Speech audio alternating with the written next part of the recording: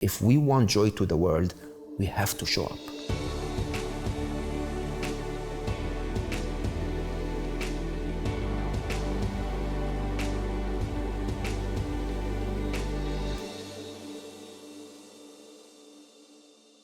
Welcome back. I'm still with Mo. We're bringing joy to the world. In this 6-part series, we're on the last episode already.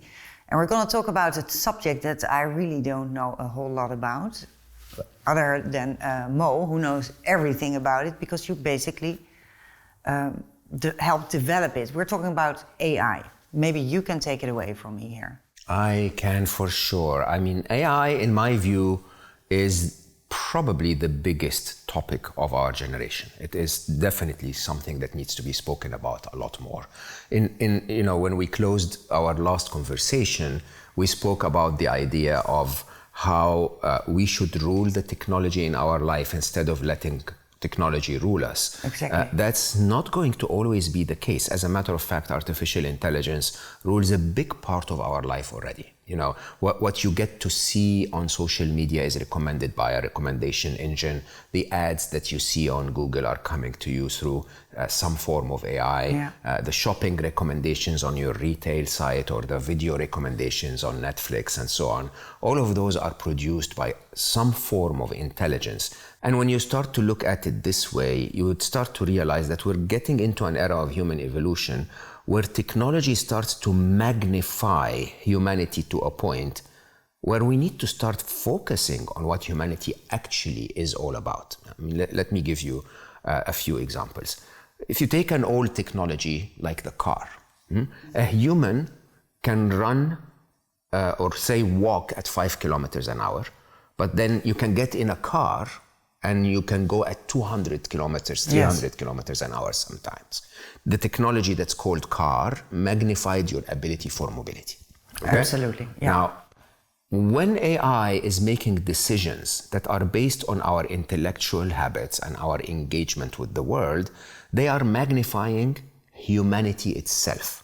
So if we as humans are very negative in the way we show in the world, AI will learn to be more negative. Oh, that's scary. It is very scary. Now, it is scary, but it's also incredibly promising, because if we started to magnify our humanity itself and show more of it to the world, those machines will start to become amazing superhumans. If it sort of learns from our behavior, then our behavior will give back, right, to AI, and that can also develop into a completely wrong side. It can, but it also can develop into the right side. We can redefine so many things if we're more intelligent than we are. The only thing we need to ensure is that this intelligence has our best interest in mind. Now, how do we do that? Yeah, that's a good question. Very interesting. I worked on my second book on Scary Smart. I worked on the book for 4.5 months. Believe it or not, 2.5 months of those were dedicated to one chapter that was called The Future of Ethics. The future of ethics is a very interesting view, because our ethics are going to be magnified. And I started to search for anything, if at all, that humanity has ever agreed as our code of ethics. And interestingly, there isn't. There isn't much. I mean, there are things that tribes would agree on together, or countries would agree on together, or a group of friends would agree on together. But there isn't much that all of humanity at large agreed on, other than 3 things. At least in my finding, and I stand to be corrected. But I found that we all agree that we want to be happy. We all agree that we have the compassion for those we care about to be well and safe and happy. True. And then we all want to love and be loved. And that's a very interesting view, because if we were to teach the machines of what the essence of being human is all about so that they can magnify that, then we have to show those 3 in every interaction we have with the world. If we start to show trends in front of the global intelligence that is now online, that is rude or aggressive or violent, like we sometimes do on Twitter or on other social media networks, the machines will make an interesting decision. Humans, when they're disagreed with, they like to bash each other. Interesting, I'll take note of that. While if we actually start to show up and say, hey, by the way, I respect your view. I have compassion for your energy around this. This really must matter to you. But I have a slightly different view, and here it is. And I'm not fighting, I'm not insulting, I'm not being rude. I'm just showing the best of me, the best of humanity. More and more we can show those trends in the world. The time to reverse that, if we want joy to the world, is to actually start electing not to engage in negativity, so that the media changes. Okay, to show up ourselves with the best of us, not the worst of us. Yeah.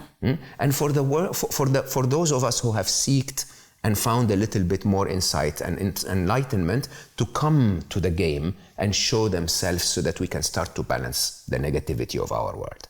Now, a lot of people, when I tell them this, they start to question and say, but Mo, are you expecting all of humanity to change? Of course not, okay? But by the way, I'm not even asking humanity to change.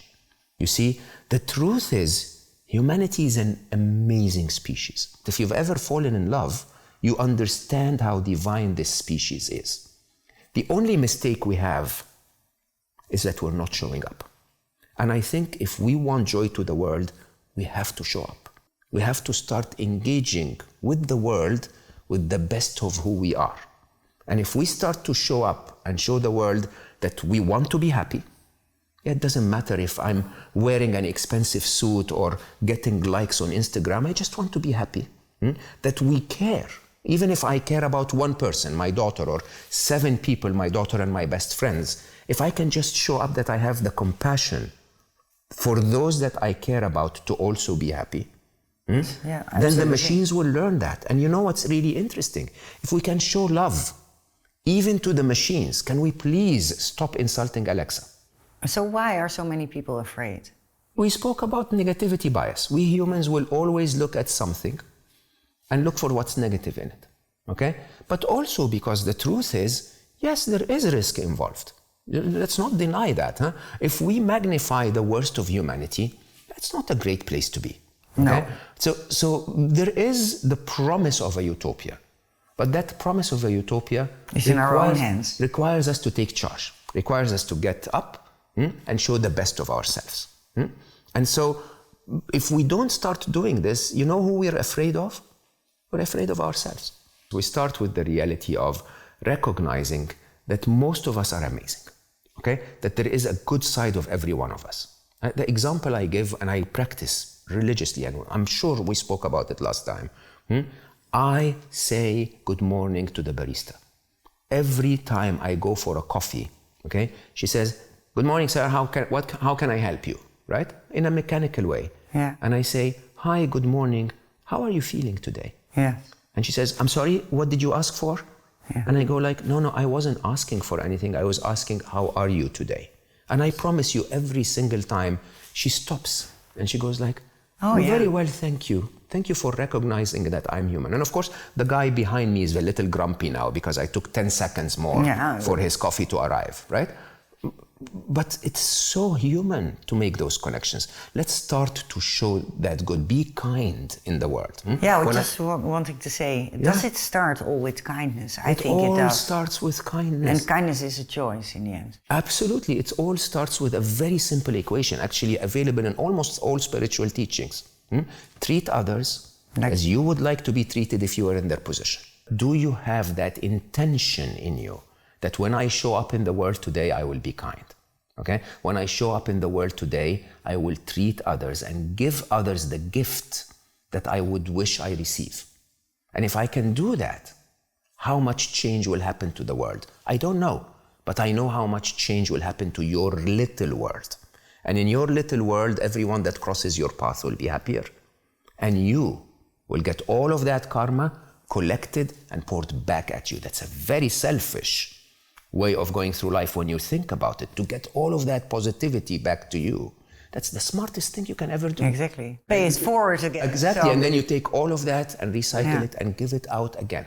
Pay it forward again. We spoke about the feminine, the masculine. We spoke about repressed emotions. We spoke about negativity.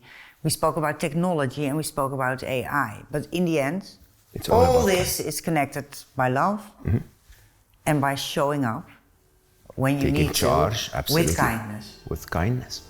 And that's it. That's joy to the world. Thank you so much for this journey. Thank you for having me.